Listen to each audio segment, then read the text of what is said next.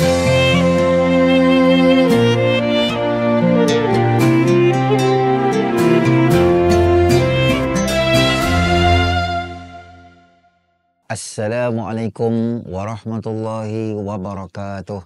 Alhamdulillahirabbil alamin wassalatu wassalamu ala asyrafil anbiya'i wal mursalin wa ala alihi wa sahbihi ajma'in. Subhanaka la ilma lana illa ma 'allamtana innaka antal alimul hakim.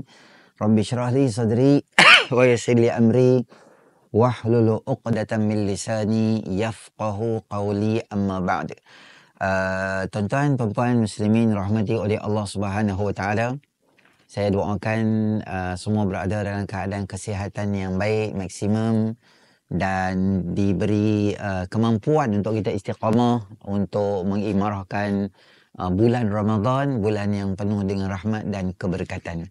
Jadi insya-Allah saya rasa ramai dah tertunggu-tunggu dan kita pun tak sabarlah nak tahu apa cerita berlaku dalam peperangan Khandaq yang kita cerita sebelum ni. 10,000 orang fight dengan 3,000 orang umat Islam.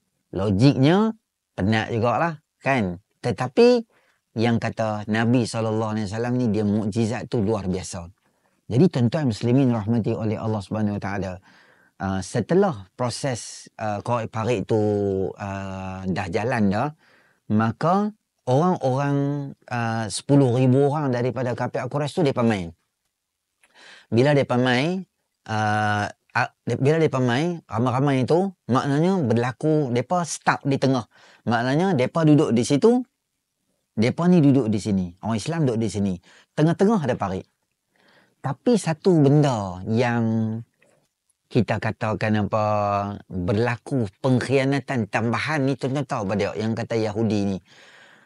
Satu Bani Nadir nak kena hambat dah duduk di luar. Yang masih duduk di dalam tu nama dia adalah Bani Quraizah.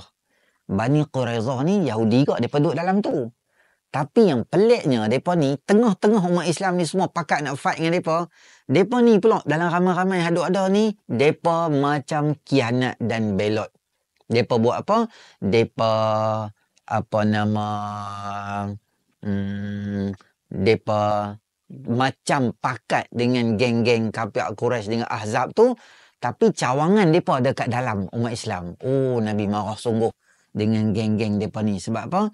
Yang jadi ketua yang belot dalam Bani Quraizah ni nama dia Ka'ab bin As'ad. Dia ni rupanya dia nampak macam geng orang Islam, geng Nabi di Madinah semua. Rupanya dia ada, orang Pulau Pinang kata, ranjau.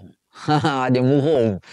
Dia geng sini, tapi rupanya dia duk WhatsApp kat bawah tu. Mereka duk bagi info kat bawah tu semua, dia duk voicemail apa Nabi cakap, dia duk voicemail, mereka dapat. Maknanya berlaku benda-benda yang di luar daripada kawalan. Tetapi tuan-tuan muslimin rahmati oleh Allah Subhanahu Wa Taala, di awal peperangan dulu-dulu, masa awal nak perang ni, ada satu ruang dalam Khandaq ni, di hujung tu ada ruang untuk masuk tu. Siapa yang berani, yang lepas masuk tu ada 3-4 orang. Antara orang yang sempat untuk masuk nama dia Amru bin Abdu Wud, dan anak dia Hisi bin Amr, dan juga Ikrimah bin Abu Jahal, antara orang yang terlepas masuk dalam tu. Bila mereka lepas masuk dalam tu, mereka biasanya orang dulu dia nak fight, dia one by one dululah. Siapa? Amru, nama dia Amr bin Abdul Wud tadi ni, dia duduk atas kuda. Dia ni memang kita kata singa lah.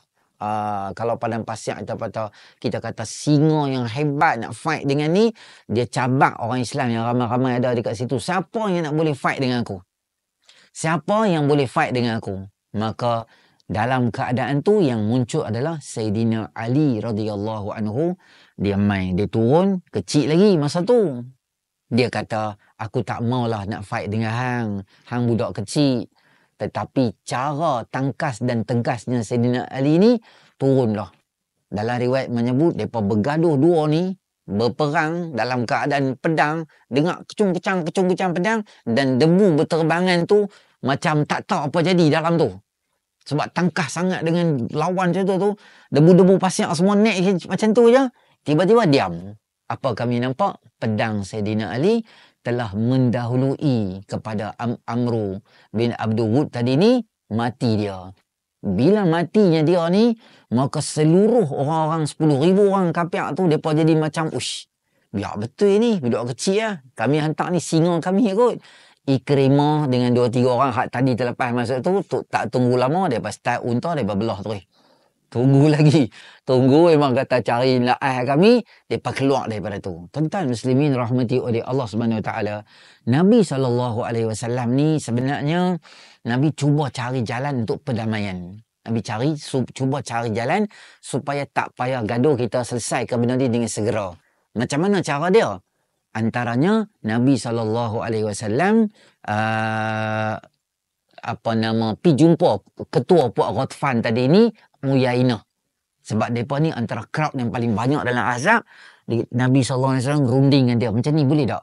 Hampa tolong tarik diri daripada Ahzab tadi ni. Hanya join dengan mereka. Apa hasil yang dapat? 1/3 daripada hasil bumi Tamar Madinah ni kami akan bagi kat hampa. Janji apa keluar? Kita tak mau gaduh. Tapi mereka tak mau keluar. Mereka tak mau keluar. Mereka kata tak, apa pun hari ni, kalau kita kata take it or leave it lah. Macam tu lah. Mana tak idea, kami nak perang kat, kami tak mau keluar. Datang seorang yang nama dia Nu'aim bin Mas'ud radhiyallahu anhu. Dia mai kat Nabi SAW. Dia kata, wahai Rasulullah SAW, saya ni daripada puak Ghatfan. Tapi saya masuk Islam. Orang tak tahu saya masuk Islam. Saya diam je. Apa pun tak tahu. Dalam jabatan pendaftaran saya, masih ada senarai saya ni, saya tak Islam lagi, saya Ghatfan. Tapi di Madinah, nama saya dah Islam lah. Nabi kata dia, okey, hang masuk dalam mereka, hang cuba timbulkan di kalangan mereka ni, perpecahan di kalangan mereka. Maka Nu'aim radhiyallahu anhu bin Mas'ud tadi ni, dia masuk, dia lagakan antara grup. Dia pergi dekat Yahudi, Bani Nadir, dia cakap satu benda pasal Ghatfan. Hampa tahu tak, Ghatfan ni sebenarnya dia bukan jangan nak geng dengan hampa. Dia pergi tegak Ghatfan, dia pergi cakap macam ni. Jadi sama-sama mereka, di kalangan mereka, dalam perang tu mereka dah lain dah.